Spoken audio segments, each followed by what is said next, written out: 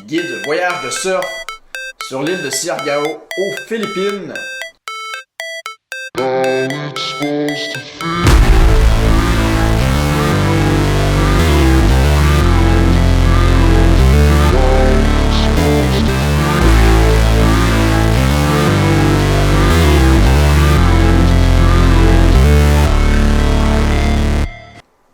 À votre arrivée sur Siargao, je vous recommande fortement d'avoir réservé votre van avec votre hôtel ou votre hostel parce que l'aéroport de Siargao est environ 45-50 minutes de la ville de General Luna. C'est probablement là que vous allez aller si vous allez à Siargao. C'est la plus grande ville là, de l'île, c'est l'île principale. La ville principale, et il y a plusieurs spots de surf alentour. Restaurants, nourriture, activités, etc. Pour ce qui est du transport sur place, une fois que vous avez pris votre van de l'aéroport jusqu'à la ville de General Luna, rendu là, vous allez facilement pouvoir louer une moto ou un scooter, soit avec votre hébergement, soit directement avec une compagnie tierce.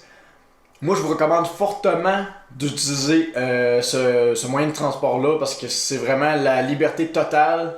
Puis, il faut aussi savoir que c'est très sécuritaire sur Siargao de conduire en moto.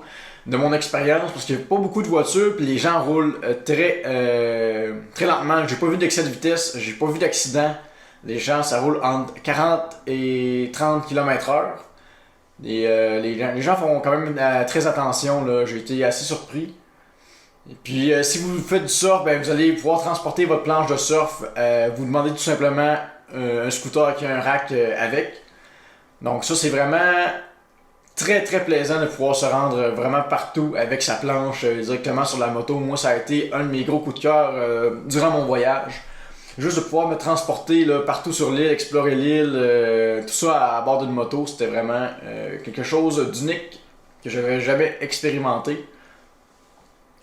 Sinon, ben, si vous voulez pas avoir de moto ou si vous ne pouvez pas conduire votre moto, je vous conseille les tuk-tuk. C'est très peu dispendieux. Les courses, c'est entre 1$ canadien, ça peut aller jusqu'à 2-3$ canadiens pour vous déplacer un peu partout dans la ville de General Luna. Donc, c'est très abordable. Sinon, vous pouvez marcher, mais ça risque d'être un peu plus long, là, dépendamment de où est-ce que vous êtes situé et de où est-ce que vous voulez aller dans la ville. C'est sûr que d'aller d'un bout à l'autre de la ville à pied, moi je vous recommande pas. Ça peut être peut-être une bonne heure, 2 heures de marche facilement. Ensuite, au niveau des hébergements sur General Luna, vous avez le choix de beaucoup d'hostels, d'auberges de jeunesse. Il y a des hôtels aussi un peu. Il n'y a pas d'extrêmement gros établissements. Mais je crois qu'il y a vraiment quand même des gammes d'établissements un peu pour tout le monde. Là. Moi, personnellement, j'avais choisi d'avoir ma chambre privée dans une auberge de jeunesse. Donc, j'avais un peu le meilleur des deux mondes. J'avais mon intimité, mais j'avais aussi la possibilité de socialiser avec les gens à l'hôtel puis de faire d'autres activités. Pas juste être tout seul enfermé dans ma chambre avec personne. Là. C'est un peu, ça peut devenir un peu plate à la longue. Donc, ça, c'était pour l'hébergement. Ensuite, pour ce qui est du surf en tant que tel sur Siargao, c'est sûr qu'il y en a un peu plus à dire, mais je peux vous commencer par vous parler des spots de surf. La majorité des spots de surf qui sont les plus attrayants, c'est vraiment des spots qui sont seulement accessibles par bateau. Vous devez vous rendre aux endroits désignés là, où il va y avoir plein de bateaux, plein de conducteurs de bateaux. Vous allez seulement aller voir les conducteurs de bateaux, puis ils vont vous amener sur le spot de surf pour une durée de 2 heures. Ensuite, vous devez remonter dans le bateau. Ils vous ramènent sur les rivages.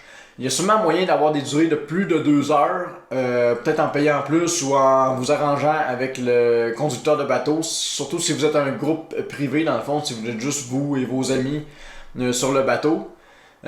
Pour moi, ce qui est de mon expérience, j'étais toujours avec d'autres gens, donc c'était peut-être un petit peu dur d'essayer de négocier la durée, mais 2 heures, c'est quand même une très bonne durée là, pour une session de surf.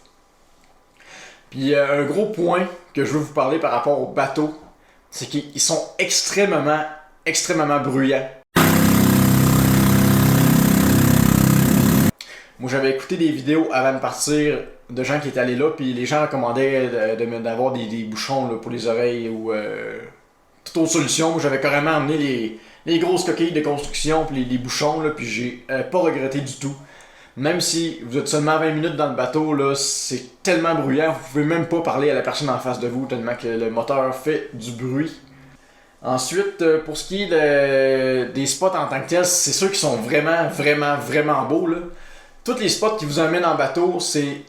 Tous ceux-là que j'ai été, c'était des crêtes de roches ou des petites îles avec des arbres, des palmiers, de la verdure, directement aux côtés de la vague. Ça, c'est de toute beauté, c'est de loin les plus beaux spots que j'ai surfé dans ma vie. Et puis, au niveau de l'ambiance là, dans l'eau, il y a vraiment une bonne ambiance, il n'y a pas de localisme vraiment beaucoup, là, dans le fond, des locaux qui veulent vous enlever du spot. Là. Les spots où j'ai été, c'était plus des spots, disons que tout le monde va, autant les locaux que les touristes, donc... Puis l'ambiance était vraiment chill, là. Les gens sont vraiment chill dans l'eau. Par contre, il faut faire attention, il y a vraiment beaucoup de guides de surf qui emmènent des débutants dans des spots intermédiaires, même des spots avancés. Et ça peut être dangereux. J'ai été une journée sur la vague de Stimpy's, il y avait des vagues environ, je dirais peut-être 10 pieds, là, selon mon point de vue. Là. Peut-être même plus gros encore. Puis il y avait des débutants que les coachs faisaient seulement les pousser dans la vague. Là. Puis il se faisait pousser 3-4 dans la vague, des grosses vagues, puis tout le monde se fonçait dedans. C'était carrément du danger à l'état pur.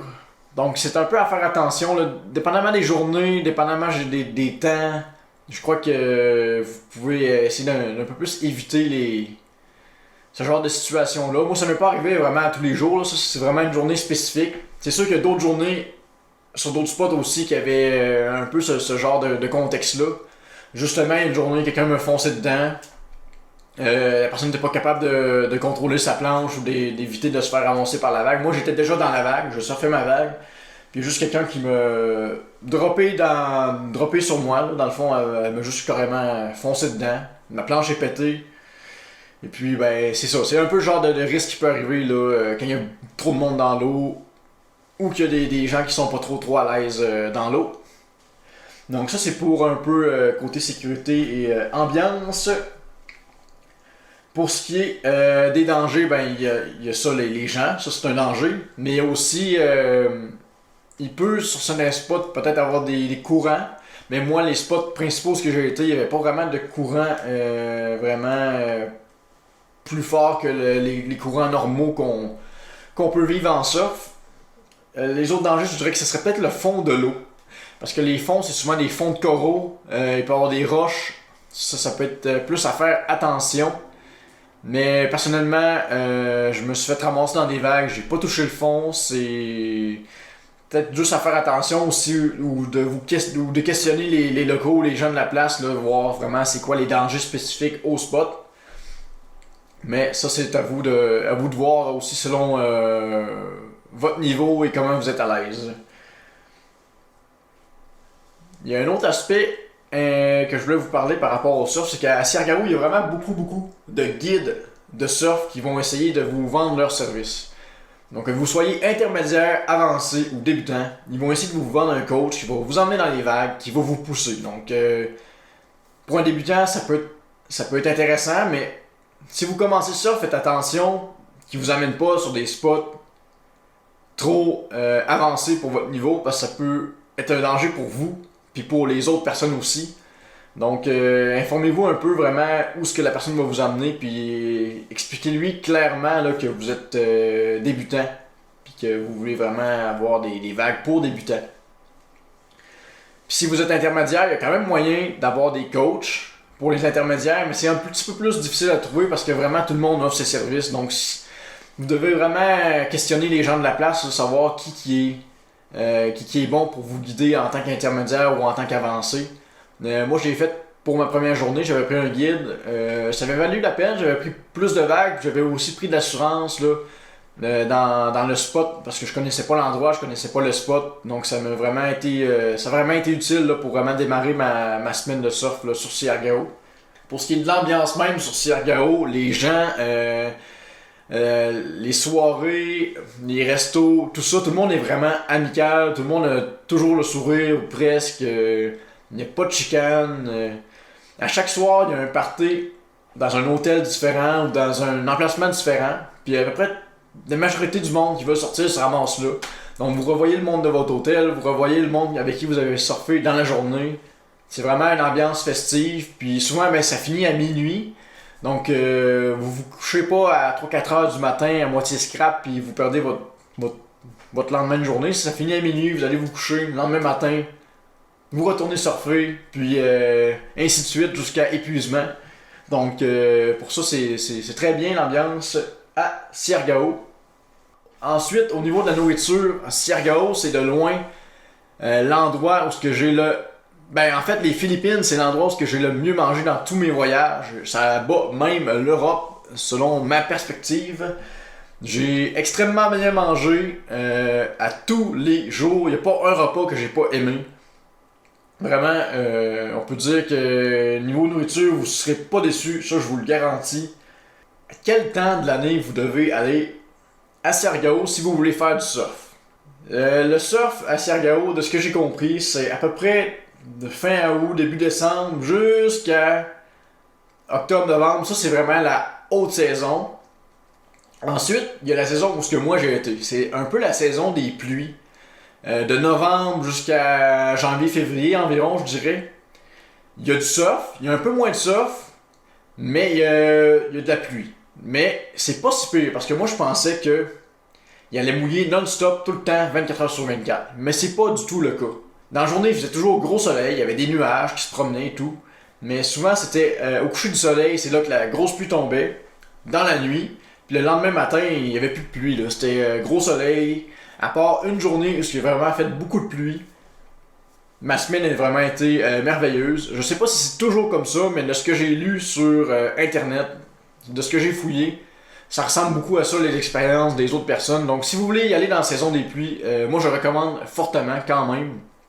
Parce qu'il doit y avoir moins de monde que dans la haute saison. Moins de monde sur les spots de surf. Puis voilà. C'est un peu ça pour la saison des pluies, la saison de surf. En plein été, il y a beaucoup moins de consistance dans le surf, puis le printemps aussi, de ce que j'ai pu comprendre en parlant avec les gens de la place. Donc c'est ça. Si vous voulez y aller, je vous recommanderais d'y aller entre septembre et janvier. C'est vraiment les temps pour aller surfer un maximum de vagues sur Siargao. Voilà, je peux vous recommander peut-être maintenant des petites activités que j'ai bien aimées en dehors du surf. La première activité que j'ai bien aimée, c'est la vague en béton. Il y a un skatepark proche de General Luna. Dans le fond, vous arrivez là, vous louez un surfskate ou vous emmenez votre surfskate si vous en avez un.